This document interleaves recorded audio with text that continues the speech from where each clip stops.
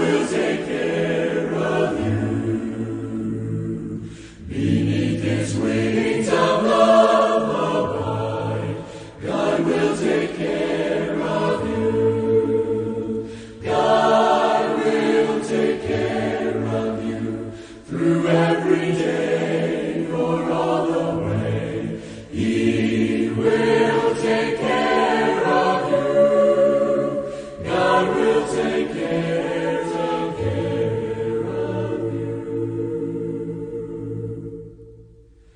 Through days of toil when heart doth fail, God will take care of you. when dangers fierce your path assail, God will take care of you. God will take 오늘도 우리 계속해서 우리 김명호 목사님을 모시고 우리 공부를 하도록 하겠습니다. 오직 성경으로 유명한 얘기죠. 솔라 스크립타. 우리 종교개혁을 일으킨 기본 신학이기도 했습니다.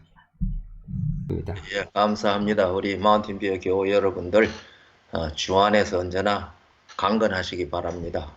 오늘도 또 우리가 말씀으로 만나서 반갑습니다. 네, 감사합니다, 목사님. 네.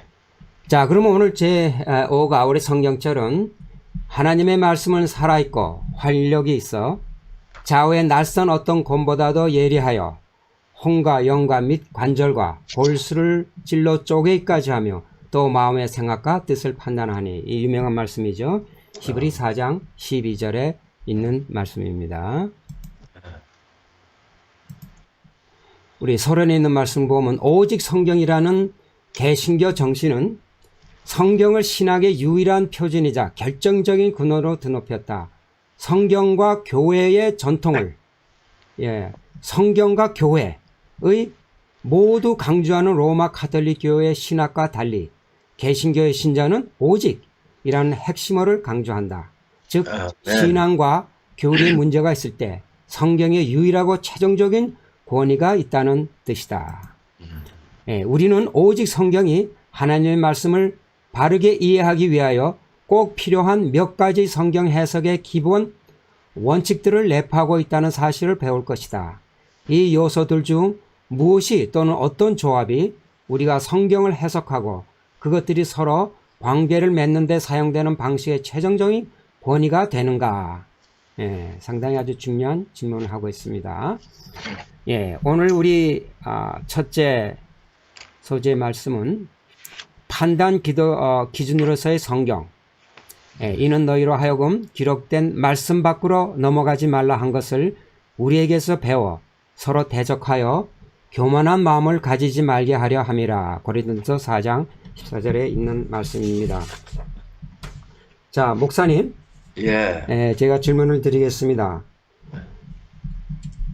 목사님, 구교는 천주교죠. 성경과 교회의 권위를 둘 다 강조하였고, 이것의 반기를 들고 오직 성경만이 최종적인 권위가 있다는 것이 종교개혁이 아니었습니까? 그렇죠. 그럼에도 불구하고 수많은 기독교가 있다는 것은 아직도 교회가 성경 해석의 권위를 주장하고 있다는 증거가 아닌가요? 교회가 성경 해석의 권위를 가지고 있다라고 보다가 모든 교인들이 다 성경을 충분히 이해할 수 있을 만큼 그 지식적, 언어적 준비가 되어 있질 않으니까 이제 이 신학을 전공하는 사람들이 성경을 가지고 이제 설명을 하고, 그래서 같은 해석과 의견을 가진 사람들이 모이다가 보니까 교단이 조직이 되는 것 아니겠습니까? 그리고 그 교단에서 전도를 하고 가르치니까 사람들이 그 말을 듣고 따라가기 때문에, 그래서 오늘날 교단 수가 많아지고 교파 수가 많아지는데, 그 모든 사람들이 다 신학과 전통과 지난번에 얘기했듯이 경험과 문화와 이러한 것들에 떠나서 이성과 이런 걸 떠나가지고 성경이 무엇이라고 말하는가만 듣고 굴복한다면은 교회가 하나가 될 수 있다고 저는 그렇게 믿습니다. 근데 제 질문의 요지는 말입니다. 네, 그분들이 그 교회가 성경을 해석하는 어떤 권위에 쫓아가니까 그러한 그 많은 교회들이 생긴 거 아니냐 그겁니다. 글쎄 제 얘기는 그런 것보다가는 교회가 그렇게 한다기보다가는 신학이 그렇게 한단 말입니다. 신학이 예. 무슨 얘기인지 압니다. 교회 권위로 그렇게 하는 게 아니라 신학이 그렇게 해석하기 때문에 거기 사람 동조하는 사람들이 모이는 게 교회다. 그렇죠. 예, 맞습니다. 목사님 감사합니다. 그다음에 여기 마틴 루터가 참 유명한 말씀을 했습니다. 성경만이 지구상에 존재하는 모든 글과 교리의 참된 가장이다. 예, 좀 이게 무슨 말인지 조금 쉽게 이해하도록 좀 설명을 좀 부탁드립니다. 네, 제가 보기에는 이 사람들이 그렇게 말합니다. 더 바이블이라고 하지 않습니까? 그러니까 그 책 그런 뜻이라고 이제 설명을 하면서 사람들은 그렇게 말하죠. 이 세상의 교과서는 하나뿐이고 그 외의 모든 것은 참고서다. 그래서 오직 성경만이 유일한 교과서다. 이제 이렇게 얘기하는 거하고 루터의 말이 같은 말이라고 생각을 하는데 사실은 오늘날 하나님께서 창조해 놓으신 범위 안에서 인간의 지식과 문화와 탐구가 생기지 않습니까? 그러니까 이 창조라고 하는 것은 모든 것들의 가장이죠. 동일하게 하나님의 계시도 하나님의 섭리와 인간의 상태, 본질 이것을 알 수 있는 유일한 책은 성경이다. 그렇기 때문에 모든 것들은 다 성경에 의하여 검증되고 판단되어야 한다고 하는 것이 루터의 이 말의 핵심이 아닌가 그렇게 생각이 되네요. 네, 예, 감사합니다, 목사님. 자, 그러면 우리 좀 다음에 우리 그걸로 우리 좀 넘어가도록 해보겠습니다. 그 성경의 통일성, 우리 통일성에서 오늘 나오신 성경절 말씀은 믿음 말씀의 가르침을 그대로 지켜야 하리니 이는 능히 바른 교훈으로 권면하고 거슬러 말하는 자들을 책망하려 함이라. 디도서 1장 9절에 있는 말씀입니다. 목사님, 여기 이런 성경 말씀이 있지 않습니까? 율법은 모세로 말미암아 주신 것이요 은혜와 진리는 예수 그리스도로 말미암아 온 것이라. 이게 요한복음 1장 16장 17절에 있는 말씀인데 아주 유명한 말씀 아닙니까?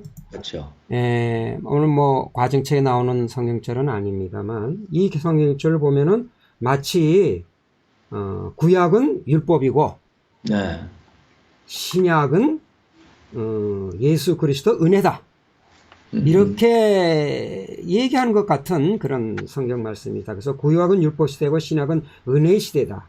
그래서 많은 그리스도인들은 이렇게 구분해서 말합니다. 성경의 사상이 참으로 그 통일성이 있는 것입니까?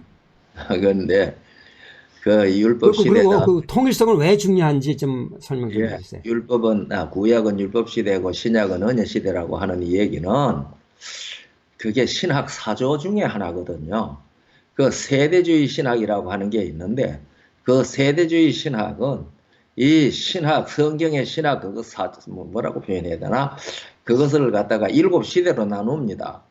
7시대로 나누면서 창조시대, 부조시대, 율법시대, 왕국시대, 신약시대, 교회시대 이런 식으로 나누면서 그래서 이 교회시대에 와가지고서 은혜시대라고 구분이 있거든요. 그래서 이 율법시대, 은혜시대라고 하는 것은 전적으로 그 세대주의 신학이 나눈 구분인데 오늘날 사람들은 이게 어디서 나왔는지 근원도 모르고 그냥 율법시대, 은혜시대라고 얘기를 합니다. 그런데 성경은 창세기부터 요한계시록까지 전부가 다 예수 그리스도 안에서 즉 메시아 안에서 구원 얻는 데 대한 이야기를 우리에게 해주고 있기 때문에 그 사상이 통일이 되어져 있을 뿐만 아니라 이것을 가르치기 위하여 저자이신 하나님께서 우리에게 계시로 일관되게 주셨기 때문에 이 통일성이 있는 것은 당연한 일이고요. 이 통일성이 있을 때에 이 말씀을 통해서 주시는 이 왜 구원이 필요한지, 왜 사람은 구원받아야 하는 존재인지, 그리고 구주는 누구인지 이것이 일관적으로 우리들에게 이해가 될 수 있기 때문에 통일성이 없다면 이런 것을 말씀 성경 속에서 이해한다는 것은 가능하지 않습니다. 그렇기 때문에 이 성경의 통일성은 성경의 본질을 이해하는 데 가장 핵심되는 것이라고 저는 그렇게 생각을 합니다. 중요한 예. 네, 그래서 성경의 그 통일성은 참으로 그 아주 중요한 사항인데, 예. 일반 그 학자들이나 교계에서는 자꾸 이것을 구약 신약으로 나누어서 어떤 그 사상의 흐름이 틀리다고 얘기해서 혼란을 많이 자초하고 있습니다. 여기 요번에 그 과정책의 저자가 한 예를 들어서 로마서 3장 10절, 18절에 있는 말씀을 가지고 예를 들었어요. 얼마나 그 구약을 사용을 해서 그 사상을 했는지를 제가 성경에 있는 과정책에 나온 것을 잠깐 이제 우리가 예로 좀 여러분하고 다시 한번 확인하는 저를 한번 하도록 해보겠습니다. 자, 로마서 3장 10절, 18절 아주 유명한 장입니다. 로마서 3장. 의인은 없나니 하나도 없으며 이렇게 이제 바울이 얘기를 했거든요. 근데 이 말은 어디서 나왔느냐 하면은 선을 행하고 죄를 범치 아니하는 의인은 세상에 아주 없느니라. 똑같은 말씀에 그게 전도서 7장 20절에 있는 말씀입니다. 바울이 이것을 그대로 사용한 걸 알 수가 있어요. 그 다음에 11절 12절 계속해서 깨닫는 자도 없고 하나님을 찾는 자도 없고 다 치우쳐 한 가지로 무익게 되고 선을 행하는 자는 없나니 하나도 없도다. 시편 14편 2절 3절에 이런 말씀이 있습니다. 여호와께서 하늘에서 인생을 굽어 살피사 지각이 있어 하나님을 찾는 자가 있는가 보려 한즉 다 치우쳤으며 함께 더러운 자가 되고 선을 행하는 자가 없으니 어떻게 하나도 없도다. 이게 시가 되기 때문에 어떤 문학적인 표현이 아니라 뭐 어떤 것이 그냥 있긴 있는데 너무 없으니까 하는 한탄스러운 얘기가 아니라 신학적으로는 정말 한 사람도 없다는 것을 누가 확인해 주고 있냐면 이 바울이 확인해 주고 있습니다. 목사님 이거 굉장히 중요한 얘기 아닙니까? 죄인은 하나도 없다는 거. 예. 오늘날 참 이거 믿지 못하면 그다음에 모든 신학은 다 저희 목구멍은 열린 무덤이요. 예? 저희 입에 신실함이 없고 저희 심중이 심히 악하며 저희 목구멍은 열린 무덤 같고. 예, 바울이 그냥 얘기가 아니에요. 네. 예, 바울이 구약에 있는 말씀들을 다 숙지했다는 것을 여기서 우리가 확인할 수가 있습니다. 그 다음에 14절에 보면은 그 배는 저주와 악독이 가득하고 그게 시편 10장 10절에 보면은 그 배는 저주와 괴열과 포악이 충만하며 예, 똑같은 얘기 아닙니까? 혀 밑에는 잔해와 죄악이 있나이다. 예. 계속해서 15절에 그 발은 피 흘린 데 빠른지라. 그 다음에 이사야 59장 7절 그 발은 행악하게 빠르고 그 다음에 16절 17절 파멸과 고생이 그 길에 있어 평강의 길을 알지 못하였고 예, 여기 이사야 59장 8절에 보면은 그들은 평강의 길을 알지 못하며 그들의 행하는 곳에는 공의가 없으며 굽은 길을 스스로 만드나니 예, 이거 다 보면 되면은 구약에서 다 떠온 겁니다. 그래서 18절에 보면 바울이 결론적으로 저희 눈앞에 하나님을 두려움이 없느니라. 함과 같으니라. 이 함과 같으니라는 뭐냐? 결국 결론적으로 얘기해서 자기들이 죄인인 것을 알지 못하는 자는 결국은 그게 교만이라는 겁니다. 아멘. 네, 결국은 목사님 우리가 인간이 아무리 다른 죄를 좀 져도 이 교만만은 우리가 버려야 되지 않습니까, 목사님?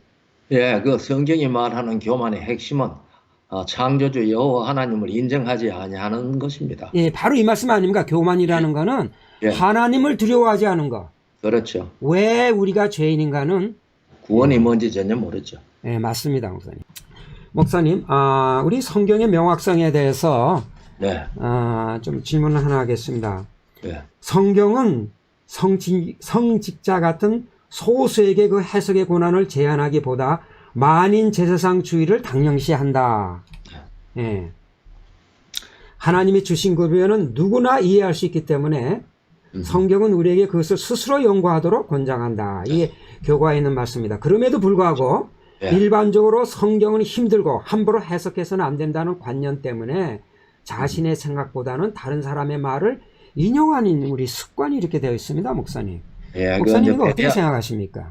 예, 그 베레아 사람 같은 그러한 신앙적 정신이 좀 결여되도록 어쩌면은 교회의 목회자들과 그 신학자들이 그런 인식을 사람들에게 심어준 것이 전통이 되었을 수도 있습니다. 예, 그런데 이 사도행전은 우리에게 베레아 사람들은 말씀을 듣고 이것이 그런가 하여 날마다 성경을 상고했다고 하지 않았습니까? 예, 그러니까 우리 각 사람들은 하나님과 더불어 직접적으로 말씀을 깨닫도록 기도하는 가운데 이 말씀을 연구하게 되면은 그래서 우리가 요한 1서 2장 27절 27절을 읽어보면은요, 기름 부음이 너희에게 진리를 알게 할 것이기 때문에 다른 사람을 의지해야 할 이유가 없다고 분명히 기록되어 있거든요. 예. 그러니까 예수님께서도 그 요한복음 16장 13절로부터 15절까지 진리의 성령이 오시면 너희를 모든 진리 가운데로 인도하실 것이라고 했기 때문에 우리가 말씀에 대한 신뢰와 굴복이 중요하다고 생각을 합니다. 그래서 주님의 지혜를 구하게 될 때에 말씀에 어긋나지 아니하는 그 길을 따라서 각 개인들이 말씀을 이해할 수 있는 길로 이끌어 주실 것이라고 저는 그렇게 믿습니다. 예, 예. 네. 목사님 감사합니다. 그러니까 우리 개인이 성경을 해석하는 그 권위, 개인이 가진 제사장 직분이 있다는 것을 명심하고 예. 어떤 그 교회의 권위나 다른 사람들의 사상을 의존하는 것보다 개인이 열심히 연구하면은 하나님께서 그에 대한 지혜를 주신다. 성령을 통해서. 아마 그런 맛으로 해석해도 되겠습니까, 목사님? 예. 성령의 인도를 따르도록 굴복해야 합니다. 예. 네. 감사합니다. 우리 다음 우리 소지로 가서 우리 보겠습니다. 우리 성경이 성경을 해석함. 이것도 참 중요한 매혹 중에 하나입니다. 또 이르시되 내가 너희와 함께 있을 때에 너에게 말한 바 곧 모세의 율법과 선지자의 글과 시편의 나를 가리켜 기록된 모든 것이 이루어져야 하리라 한 말이 이것이라 하시고 네. 성경이 성경을 해석하게 하는 방식의 장점은 그것이 성경의 의미를 밝히는 더 많은 빛을 흘려준다는 데 있다.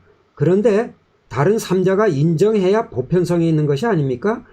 성경이 성경 스스로를 옳다고 그러면은 목사님 그거 어떻게 좀 보편성에서 좀 떨어지는 것 같은데 이렇게 하는데 그 정당한 이유와 그 장점이 있으면 좀 말씀 부탁합니다. 무슨 얘기인지 아시겠죠, 목사님? 예, 우리가 히브리 6장 16절을 보면은요, 13절과 16절을 거기에 보면은, 하나님은 맹세할 때에 자기보다 더 큰 이가 없기 때문에 자기를 가리켜 맹세를 했다고 그랬거든요. 예.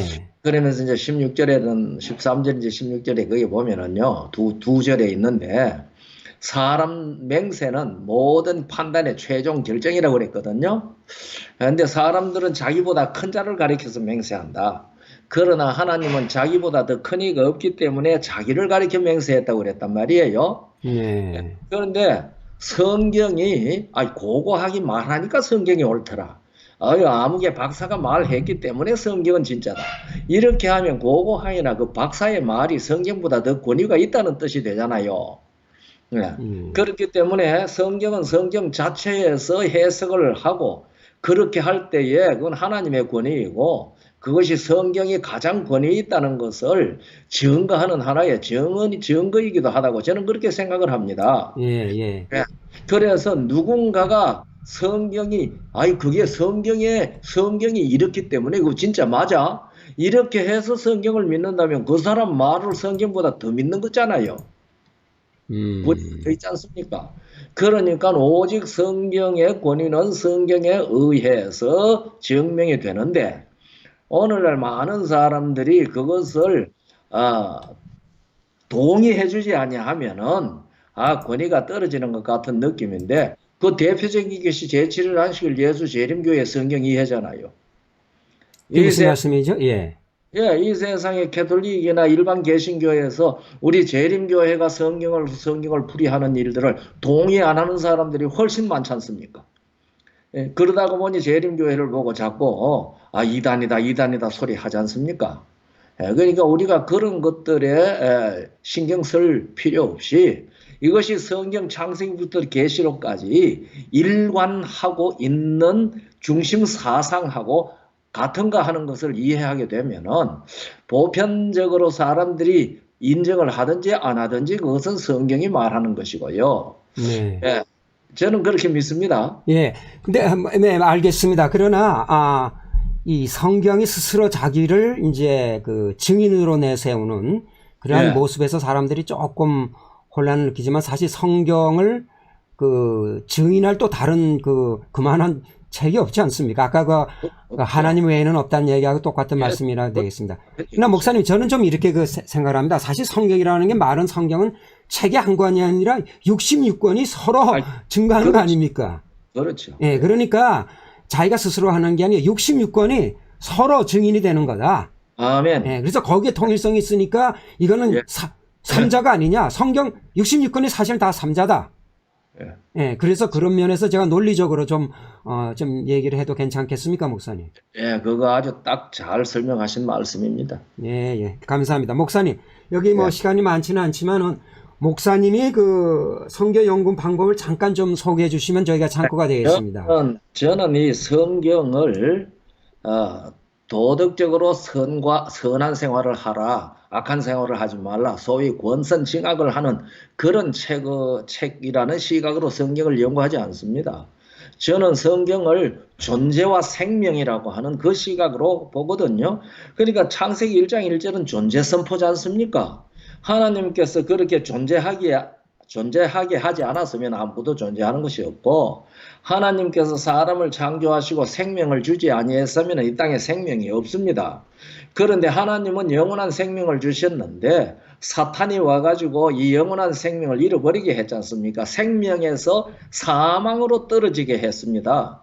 그러니까 그 이후로 성경 이야기는 생명과 사망의 투쟁, 선악의 대쟁투가 도덕적 선악의 대쟁투가 아니고 생명과 사망의 쟁투입니다.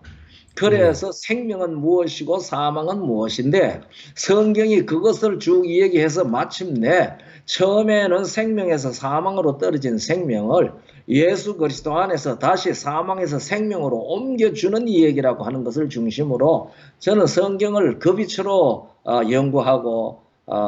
연구합니다. 네, 근데 목사님, 구체적으로 성경을 연구할 때 어떤 식으로 그 목사님이 그 연구하는 그 목적과 그 사상은 알겠는데요. 그 방법에 대해서 조금 소개해 주실 수 있어요?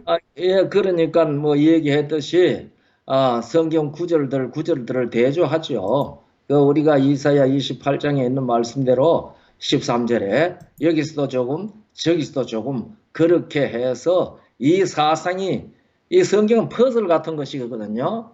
그러니까 어떤 해석이 아무리 멋져도 그것이 들어가야 할 자리에 끼워보고 안 맞으면 그건 틀린 해석입니다. 예. 그러니까 창세기부터 요한계시록까지 퍼즐로 틀림없이 딱 맞을 때 비로소 성경을 바르게 이해한 것이라고 저는 그런 생각 가지고 성경을 구절과 구절을 찾으면서 그렇게 공부합니다. 목사님, 퍼즐이라 그러니까 네. 사람들이 그 퍼즐 맞추기 좋아하잖아요.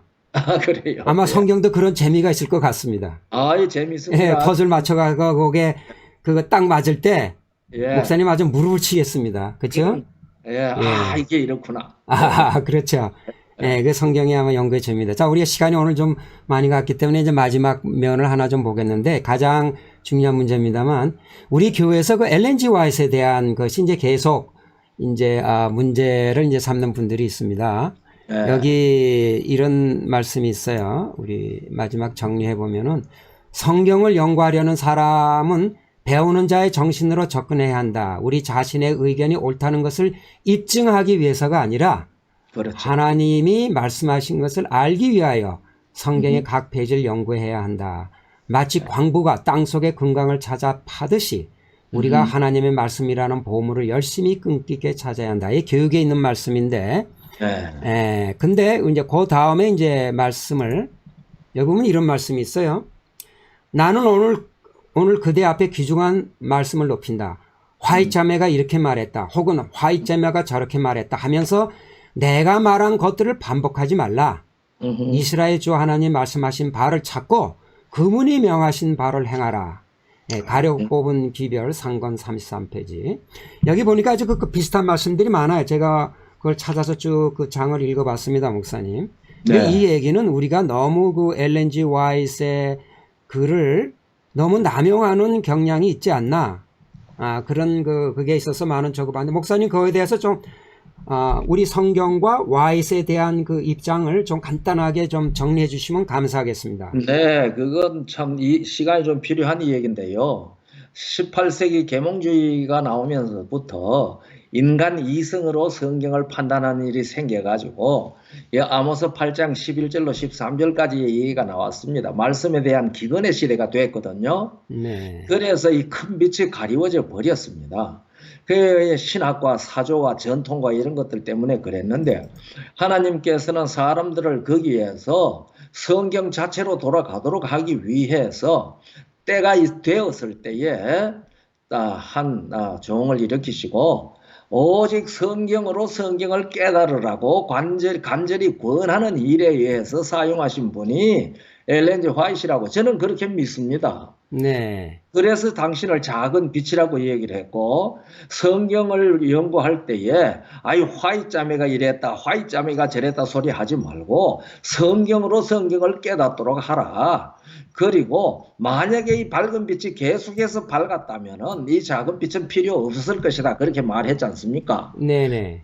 그래서 오늘날 저는 엘렌 G 화이트를 통해서 우리에게 주신 가장 큰 이익이라고 할까요? 그것은 성경으로 성경을 해석하는 원칙으로 들어가도록 권고하신 것이 가장 중요한 것이라고 저는 그렇게 생각을 합니다. 예. 그런데 사람들이 성경을 읽어가지고 어떤 것들은 성경으로 성경을 이해하는데 잘 안 되는 그런 부분들에 대해서 이 화이트 부인을 통해서 하나님이 성령께서 친히 말씀하신 것들이 이해에 큰 도움을 주는 것은 사실이거든요. 네네. 그래서 예. 작은 빛의 인도를 받아 큰 빛으로 간다고 이야기한 건데, 저는 이 엘렌 G 화이트이 정언의 말씀을 우리에게 준 것이 우리 재림교회에 얼마나 큰 복인지 모른다고 저는 늘 그렇게 믿고 감사합니다. 네. 근데 오늘 과정책에도 그렇고 그 예언의 신도 보니까 이런 말씀이 있더라고요. 그 작은 빛이라는 말이 네. 이런 의미를 썼더라고. 많은 사람들이 성경을 게을리하기 때문에 예. 내가 작은 빛을 통해서 성경을 가르칠 수밖에 없다. 그런 말씀을 했더라고요. 우리 그렇죠. 작은 빛이란 말을 갖고 자꾸 작은 빛이다 큰 빛이다 그러는데 그런 뜻이 전혀 아니에요. 왜 작은 빛이라 그러냐면 성경을 우리가 너무 게을르게 연구를 안 하니까 그걸 도와주기 위해선 한 의미로서의 작은 빛으로 말씀하셨더라고요. 그렇죠. 엘렌 G 화이트. 그 말이 참 좋더라고요. 예. 오늘 과정책에도 그 말이 어디 나와 있는 거로 그렇게 압니다. 예. 네, 오늘 시간을 많이 저했기 때문에 목사님 오늘 여기서 과정 공부를 끝나도록 하겠습니다. 목사님 아주 대단히 감사하고요. 또 우리 다음 안식일에 또 뵙도록 하겠습니다. 이제 곧 교회 모여서 예배하는 시간이 올 겁니다. 네, 곧 빨리 그렇게 왔으면 좋겠습니다. 목사님 감사합니다. 복된 안식일 되세요. 네. 감사합니다. 예.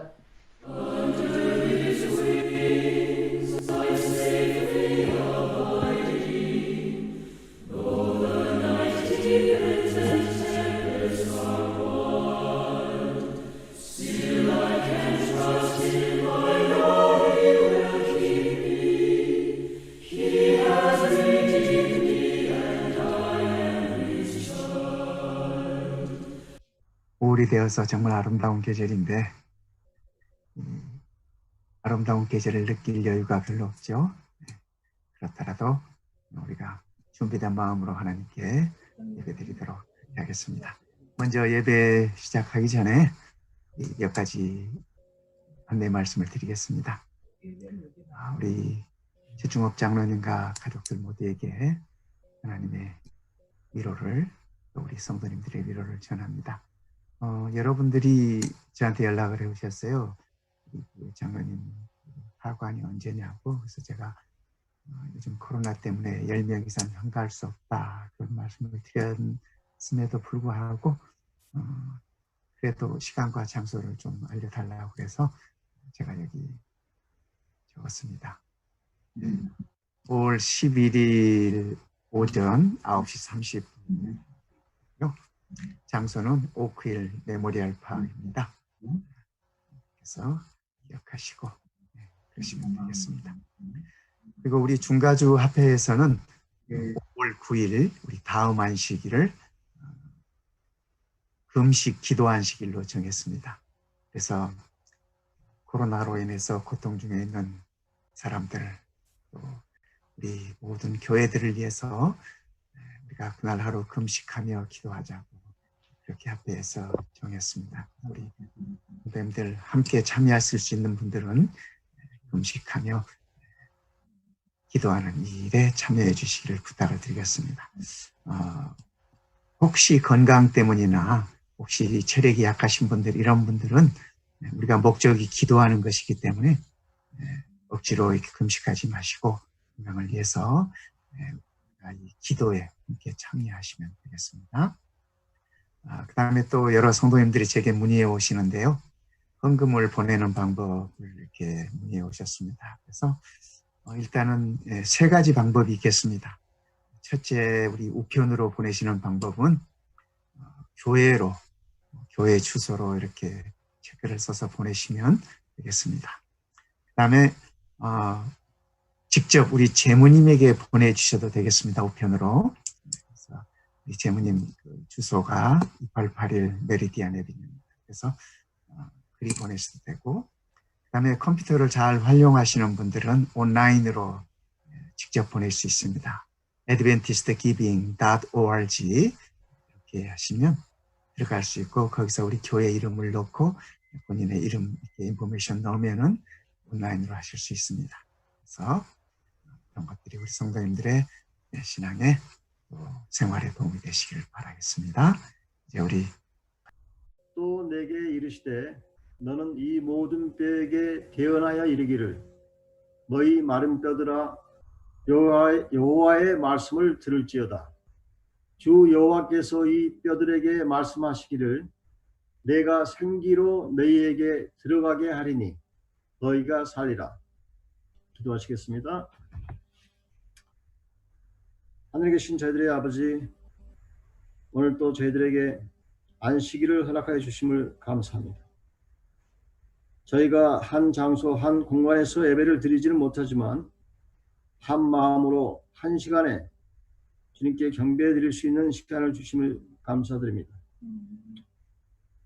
오늘 특별히 우리 추장로님 가족을 위해서 기도합니다.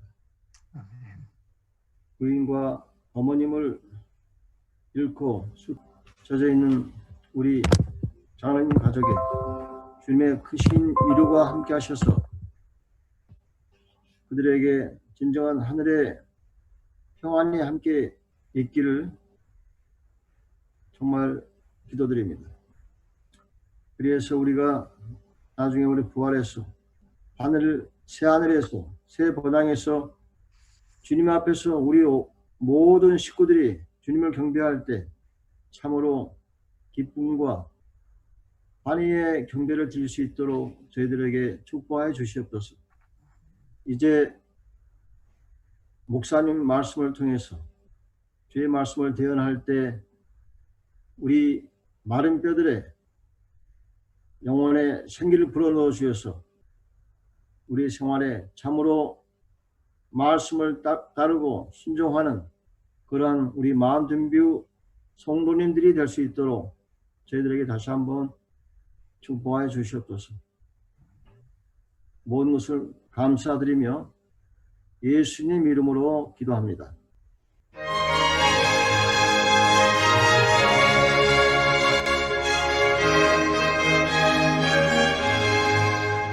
예수님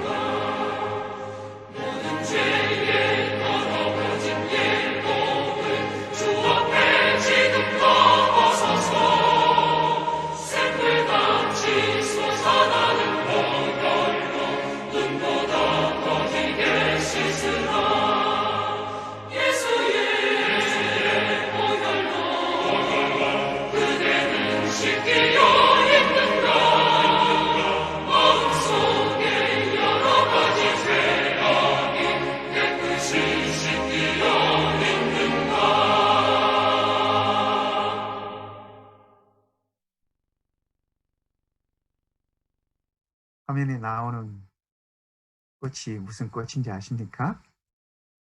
네, 매화라는 꽃입니다. 우리 한국 사람들이 좋아하는 꽃이죠. 자, 저는 오늘 말씀을 소망 키움이라고 이렇게 제목을 붙여봤는데요. 이 매화는 우리나라에서 가장 먼저 피는 꽃 중에 하나입니다. 이 많은 사람들에게 사랑받고 또 그런 아름다운 꽃이죠. 색깔도 다양하고. 매화를 일컬을 때 여러분 설중매라는 말 들어봤습니까? 매화인데 이 매화가 눈이 올 때도 이렇게 피어납니다. 그래서 설중매, 눈 가운데에서도 피어나는 매화꽃이다. 이렇게 해서 설중매라는 그런 이름을 붙이죠. 참 대견하고 사랑스럽고 그런 꽃이기도 합니다.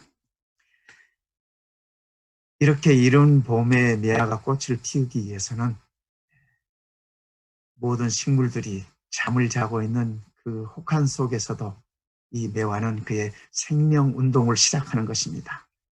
물을 끌어들이고 하면서 싹을 틔우고 싹을 틔우면서 이렇게 자라면서 혹한을 참고 견디면서 그들의 그 생명력을 키워서 이렇게 꽃을 피우는 것입니다. 그래서 어쩌면 사람들은 이 매화를 그렇게 좋아하는 것 같습니다. 특별히 눈 안에서도 피어난 그 꽃을 사람들이 많이 사랑하고 그런 것 같습니다. 하나님의 말씀에도 보면은 희망의 씨앗을 부려주는 말씀들이 많이 있습니다. 특별히 우리의 선지자 에스겔이 바로 그러한 선지자입니다. 하나님의 말씀을 함께 보시겠습니다. 에스겔 37장 1절부터 5절까지 있는 말씀인데요. 여호와께서 권능으로 내게 임하시고 그 신으로 나를 데리고 가서 골짜기 가운데에 두셨는데 거기 뼈가 가득하더라. 나를 그 뼈 사방으로 지나게 하시기로 본즉 그 골짜기 지면에 뼈가 심이 많고 아주 말랐더라. 그가 내게 이르시되 인자야 이 뼈들이 능히 살겠느냐 하시기로 내가 대답하되 주 여호와여 주께서 아시나이다. 또 내게 이르시되 너는 이 모든 뼈에게 대언하여 이르기를 너희 마른 뼈들아 여호와의 말씀을 들을지어다. 주 여호와께서 이 뼈들에게 말씀하시기를 내가 생기로 너희에게 들어가게 하리니 너희가 살리라. 선지자 에스겔이 이 말씀을 하나님께로 받았을 때는 모든 상황이 좋지 않았습니다. 이미 이웃나라 아시리아는 이스라엘을 멸망시켰던 아시리아도 멸망하고 애굽은 몰락해가는 중이었고 신흥 바벨론이 근동의 패권을 잡던 바로 그때입니다. 여호야긴 왕 때 느부갓네살이 유다에 침공해서 예루살렘을 정복하고 그리고 왕과 제사장 그리고 병사들 기술자들 몽땅 다 데리고 바벨론으로 포로로 데리고 갔습니다. 그때 에스겔의 나이가 25살이었습니다. 에스겔도 그때 포로 중에 붙잡혀서 바벨론으로 끌려갔습니다.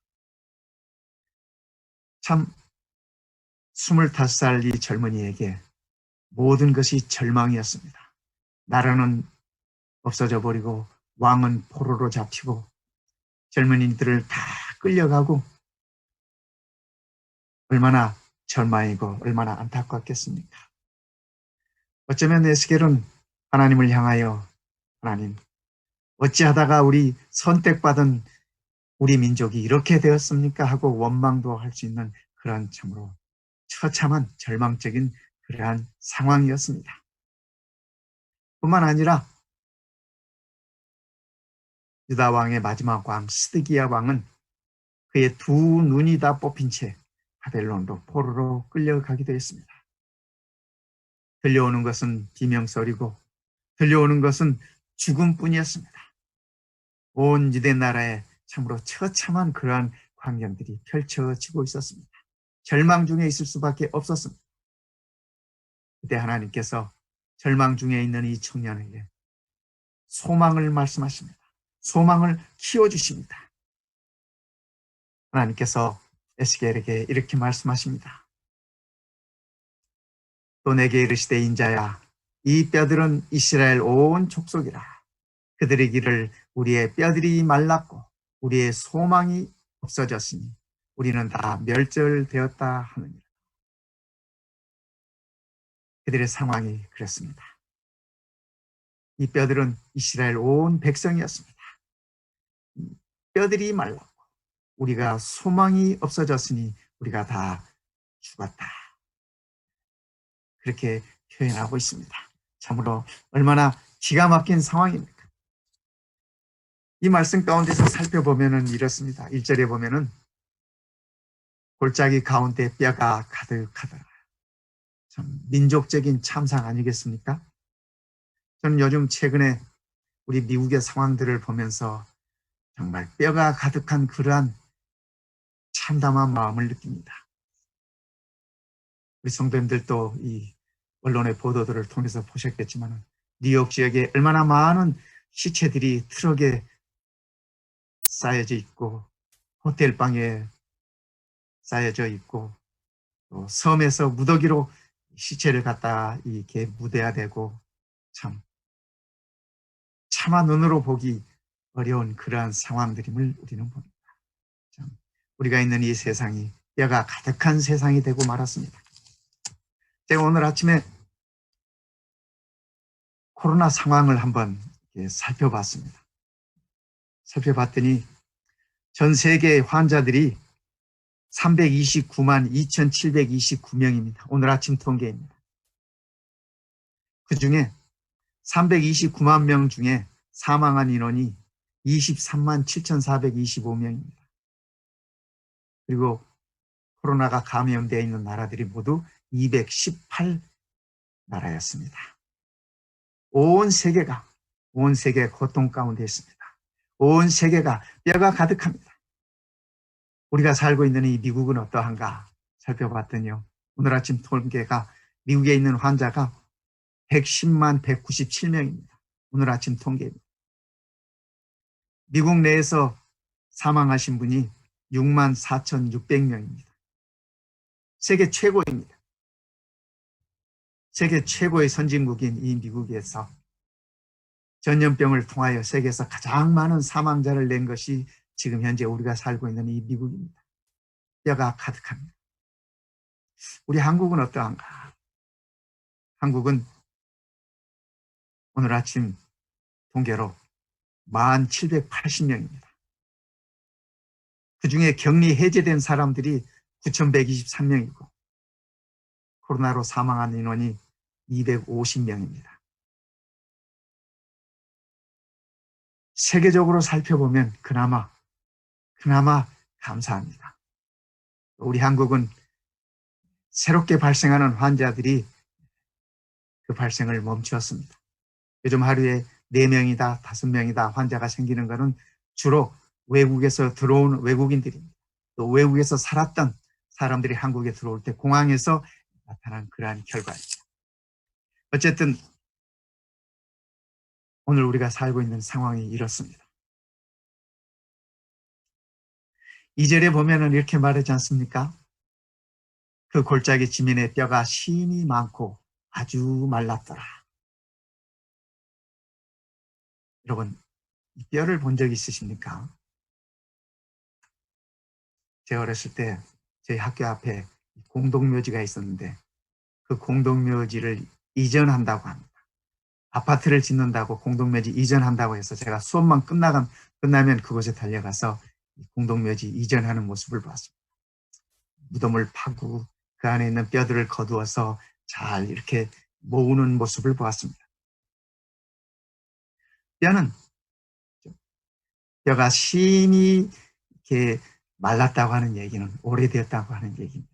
재생의 기운이 없습니다. 여러분, 사람이 죽으면 땅에 묻어줘야 되는 것 아니겠습니까?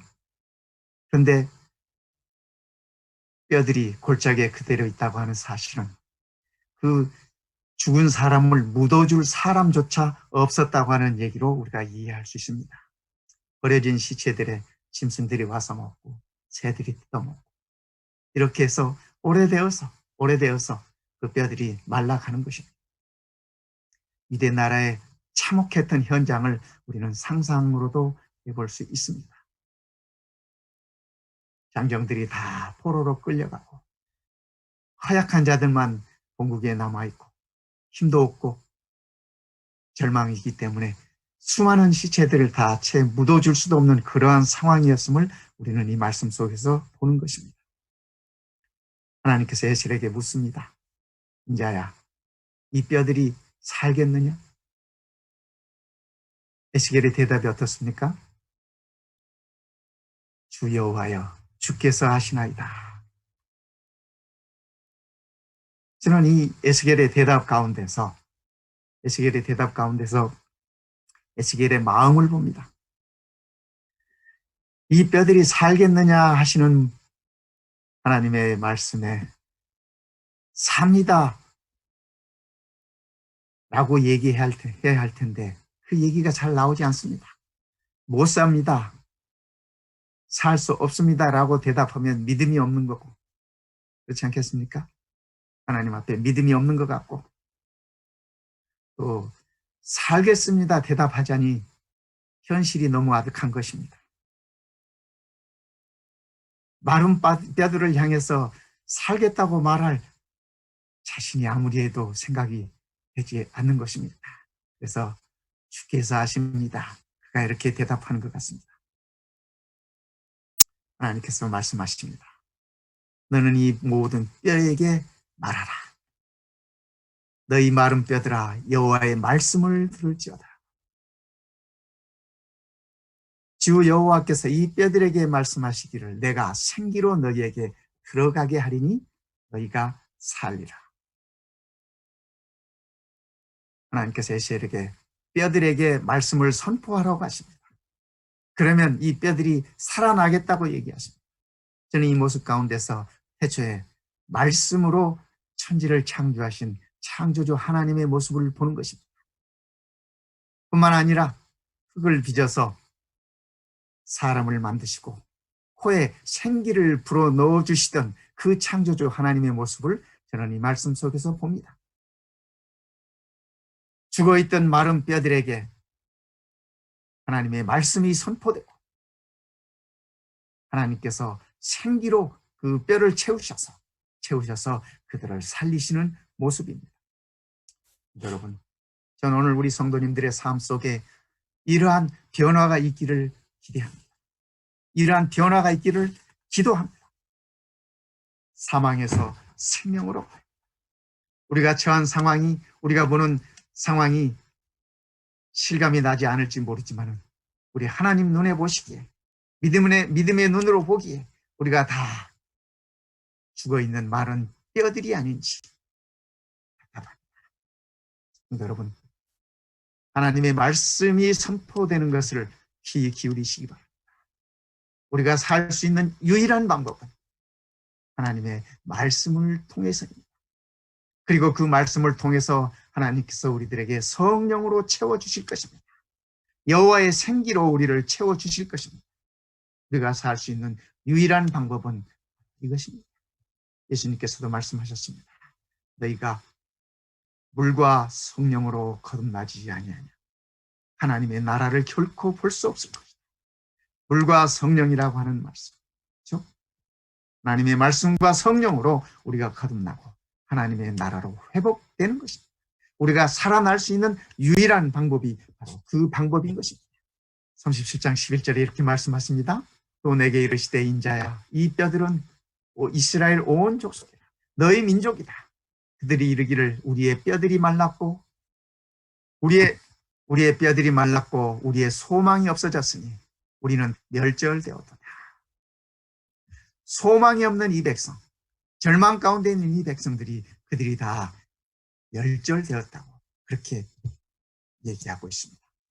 그러나 하나님께서는 이렇게 말씀하십니다. 그러므로 너는 대언하여 그들에게 이르기를 주 여호와의 말씀에 내 백성들아 내가 너희 무덤을 열고 너희로 거기서 나오게 하고 이스라엘 땅으로 들어가게 하리라. 내 백성 내가 너희 무덤을 열고 너희로 거기서 나오게 한즉 너희가 나를 여호와인 줄 알리라. 우리 하나님께서도 중요한 말씀을 하실 때는 꼭 반복해서 하십니다. 우리도 그렇지 않습니까? 꼭이야 꼭 뭐 이렇게 반복하지 않습니까? 우리 하나님께서 모든 뼈들이 말라있고 자기 민족들이 다 죽었다고 얘기하고 절망 가운데 빠져있는 이 백성에게 선지자의 세계를 통하여 이렇게 말씀하시는 것입니다. 너는 그들에게 말해라. 여호와의 말씀에 내 백성들아 너희 무덤을 열고 너희로 거기서 나오게 하고 이스라엘 땅으로 들어가게 하고. 여러분, 이 말씀은 하나님께서 에스겔을 통하여 유대 민족에게 주신 말씀이지만 오늘 우리에게 주신 말씀이기도 하다는 사실입니다. 구약에 나와 있는 이 말씀은 신약 시대에 살고 있는 우리에게도 똑같이 적용된다고 하는 사실을 기억하면 좋겠습니다. 하나님께서 우리의 무덤을 열고 거기서 나오게 하실 것입니다. 이스라엘 땅으로 들어가게 하실 것입니다. 이 말씀은 문자적인 그러한 말씀이 아닙니다. 이스라엘 백성들이 이스라엘 땅으로 돌아간다고 하는 그 사실은 그들의 본향으로 돌아간다고 하는 사실입니다. 영원한 본향으로 들어가게 하시겠다는 그 말씀입니다. 우리가 잃어버린 낙원으로 에덴으로 우리를 인도하시겠다고 하는 약속인 것입니다. 그러기에 내 백성들아, 우리 성도님들에게 하시는 말씀입니다. 내가 너희 무덤을 열고 너희로 거기서 나오게 한즉 너희가 나를 여호와인 줄 알리라. 우리 최충옥 장로님, 우리 가족들 얼마나 슬픔이 큽니까? 그러나 이 말씀을 꼭 기억하시기 바랍니다. 우리 여호와 하나님께서 우리 구순원 집사님의 무덤을 열고 예비하신 본향으로 인도하시겠다고 하는 사실입니다. 그리함으로 너희가 나를 여호와인 줄 알리라. 여러분, 이 말씀은 희망의 메시지입니다. 긍정의 메시지입니다. 소망의 메시지입니다. 뼈들이 가득한 현실 가운데 있는 우리들에게 하나님께서 내가 너희에게 생명을 주고 새 생명으로 본향으로 인도하시겠다고 하는 약속의 말씀인 것입니다. 오늘 우리가 하나님의 이 약속을 굳게 붙드셔야만 하겠습니다. 성도 여러분, 이분 누구신지 아십니까? 네, 여기 써있죠? 펄벅이라는 분이십니다. 노벨 문학상을 받으신 미국의 유명한 여류 작가이시죠? 이 오른쪽 사진은 우리 한국아입니다. 그래서 이 펄벅 여사가 우리 한국에서도 이 전쟁 고아들 이런 분들을 많이 이렇게 돌보셨고 지금도 경기도 부천에 가면은 이 펄벅 재단이 지금도 있습니다.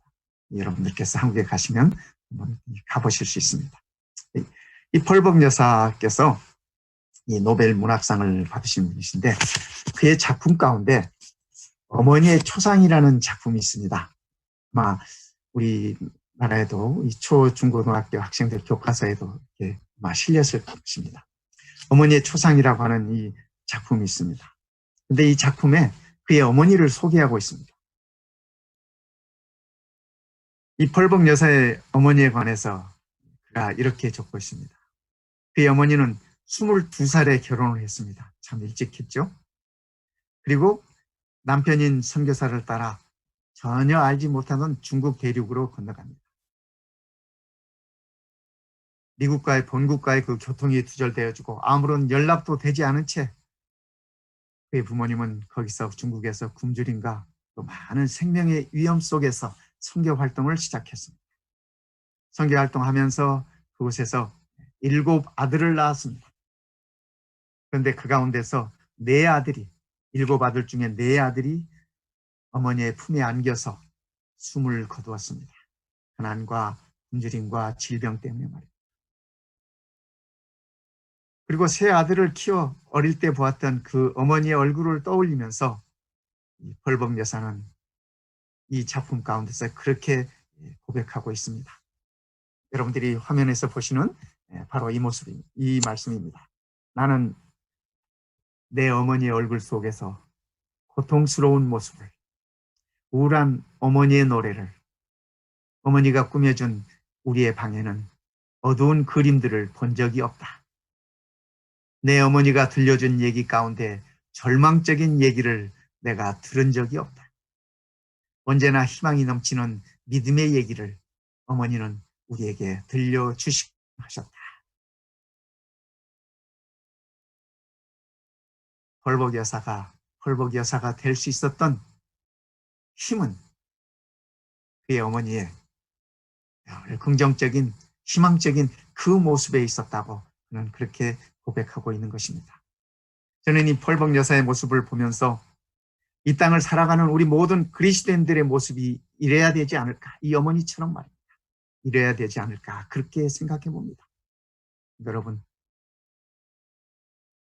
절망스러운 우리의 얼굴을 거두십시다.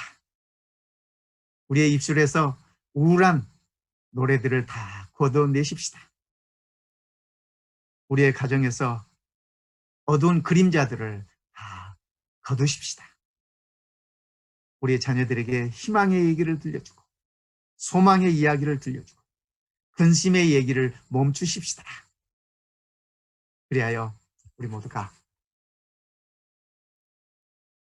펄복 여사의 어머니처럼 희망적이고 적극적이고 긍정적인 그러한 삶을 살았으면 좋겠습니다. 우리 하나님께서 우리에게 주시는 메시지가 바로 이것입니다. 사망에서 생명을 주시고 우리를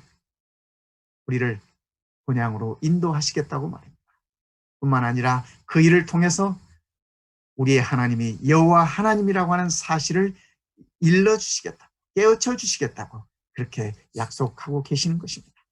히브리 6장 19절에 이렇게 말씀하십니다. 우리가 이 소망이 있는 것은 영혼의 닷 같아서 튼튼하고 견고하여 휘장 안에 들어가나니. 성도 여러분, 우리가 이 소망이 있는 것은 하나님께서 우리를 마른 뼈에서 생명으로 우리를 인도하시고 또 우리의 본향으로 인도하실 것이라고 하는 그 소망이 있는 것은, 그 소망이 우리의 영혼에 있어서 닷 같다고 그렇게 표현합니다. 성도 여러분, 닷이 뭔지 아십니까? 닷이 이런 겁니다. 배들을 바다에 붙들어 주는 것입니다. 이 닷은 풍랑이 와도 바람이 불어도 배가 물살에 휩실려 내려가지 않도록 굳건하게 붙들어 주는 것입니다. 우리 안에 있는 소망이, 하나님께서 심어주신 그 소망이 우리를 굳건하게 붙들어 준다고 하는 사실을 기억하면 좋겠습니다. 오늘 우리 하나님께서 마른 뼈들을 살리시겠다고, 생명으로 인도하시겠다고 말씀하셨습니다. 무엇을 통해서요? 말씀을 통해서. 그래서 우리가 요즘 이렇게 집에만 있어야 되고 하기 때문에 말씀 보기 좋지 않습니까? 우리 성도님 중에 어느 장로님 네 분은 저녁이면 두 분이 이렇게 마주 앉아서 말씀을 펴고 함께 말씀을 읽는 모습을 봤습니다.